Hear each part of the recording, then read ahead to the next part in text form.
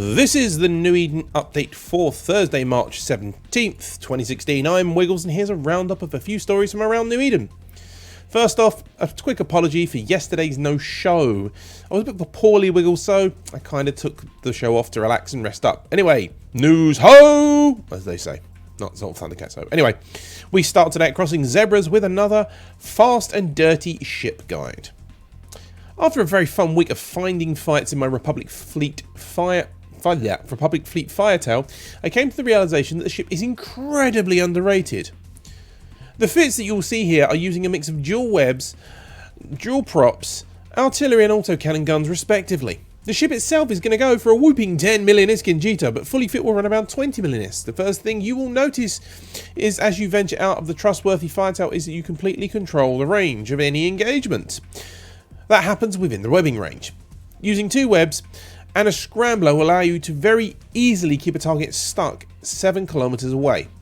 That is, if you don't make piloting errors. Spoiler alert, I do.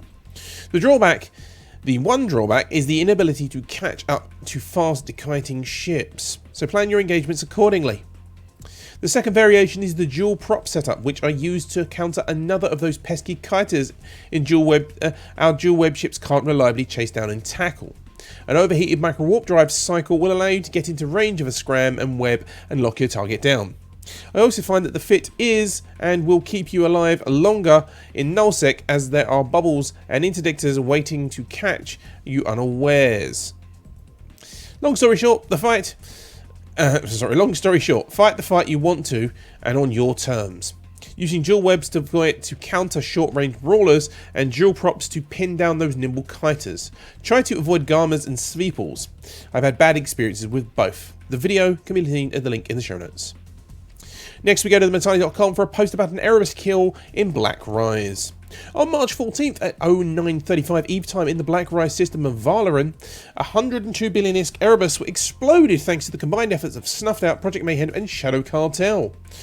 Also known as Voltron, the group jumped on the Titan with multiple Dreadnoughts, Supercapitals and Black Ops battleships, after first observing the Titan jumping into low-sec system in the area. Speedwagon, famed for doomsdaying capitals in the area, also jumped in his Ragnarok to seal the deal. Presumably using a suicide Cyno, Tegeti Kansi cloaked up next to his Titan next to the wreck. Voltron scouts spotted this and waited for the Erebus to make his next move.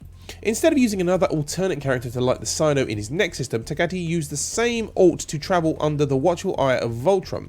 Suspecting that the Titan would jump near Tama, fast frigates and heavy interdictors were moved into the system surrounding the area. With the trap set, it was time for Tagai to jump his Titan over towards Tama.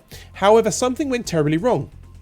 As the Erebus decloaked, he should have jumped out immediately. Instead, the Titan stayed put, appearing on Voltron's scanners. Voltron's probers gave the warping point for the fleet, and the ships were brought down to hold him. With the Titan in place, Blops were brought in and a couple of Dreadnoughts. Shortly after, more Dreadnoughts from Tessakani jumped into the brawl, followed by supercarriers and Speedweed's Ragnarok. Speedweed uses Galgahorn weapon on the Erebus just after the Siege Dreads pushed him into armor, quickly finishing the job. Why didn't the Erebus jump out? A member of the Voltron fleet said there were rumors that the Titan's secondary Cyno near Tama had no liquid ozone in his cargo hold, but this is not yet confirmed.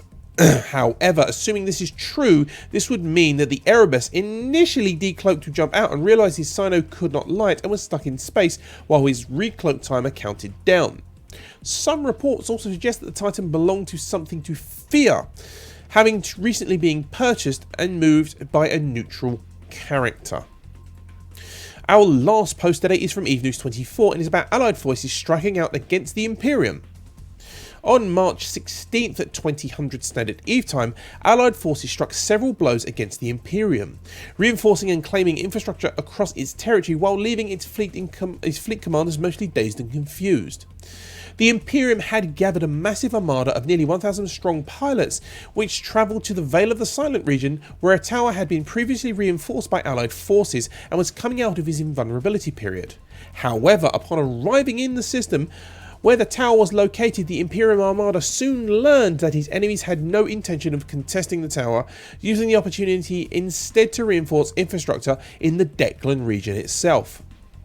Hostile forces managed to infiltrate the region, considered many as the heart of the Imperium, and reinforce towers with impunity, while Losec Voltron fleet hit a Circle of Two tower in the system of Tazy and the Lone Trek region, which had come out of reinforced mode as well. Imperium fleet commanders realised that Veil of the Silent Tower was simply a diversion, attempting to respond by sending fleets to both areas, with two former Carrier battleship fleets burning to the Tazy system, while two Hurricane Fleetish or battlecruiser fleets attempted to intercept the hostile forces in Declan. Whether this constitutes as the beginning of a true war or simply retaliation for Imperium invasion attempts into low security space, it seems that the growing conflict between the two sides has taken a turn for the worse.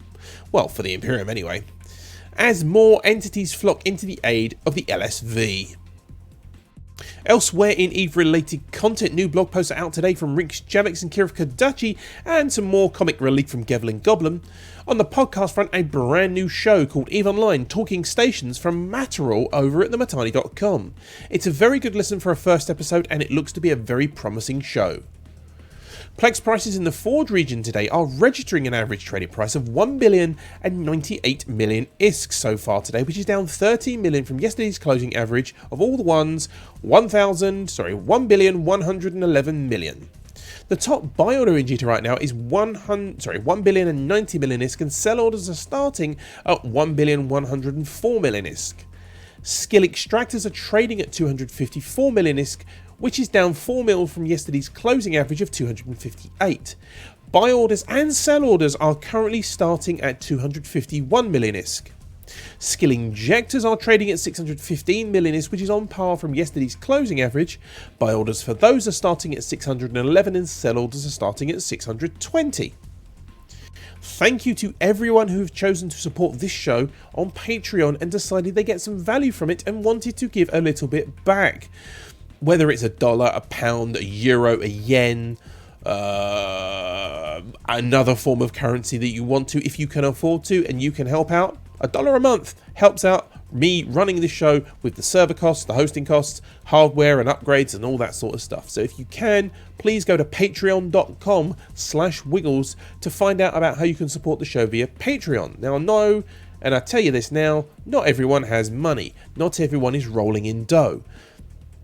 If you can't afford to support monetarily, but you still want to help out, you know what you can do? Tag 3 friends on social media, and then go and check and say, listen to the I need some teeth. Listen to the New Eden update. Just link the show, let people listen. You can find out about all the ways to support, including buying Plex from EVE Radio, at newedenupdate.com/support. As you can tell, we record live via Twitch and YouTube. And, you know, we podcast it afterwards. We get all the media coverage out there. If you want to have any feedback in the show, you can do that. That's very simple. You can email us, feedback@newedenupdate.com, with comments in there, you know, or if you want a lower quality show, as in slower bitrate or anything like that, let us know. You can also leave comments in the show blog, which is newedenupdate.com. You can send us a tweet if you are that way inclined on Twitter, @newedenupdate. You know what? If you want some extra news, you can always go to totaleve.com, which is our sister site. That way you can find out all the latest headlines from the big media sites, all the blog posts and dev posts from CCP, all the CSM posts, all the big bloggers posts, all the new podcasts, any other new tidbits of information from the RP world, and we got some useful links on there, and Twitch streamers. Oh, and the Tweet Fleet hashtag as well. This has been the New Eden Update for Thursday, March 17th. I have been Wiggles, you've been you, and we'll be back tomorrow. Thank you for listening or watching in any way you have.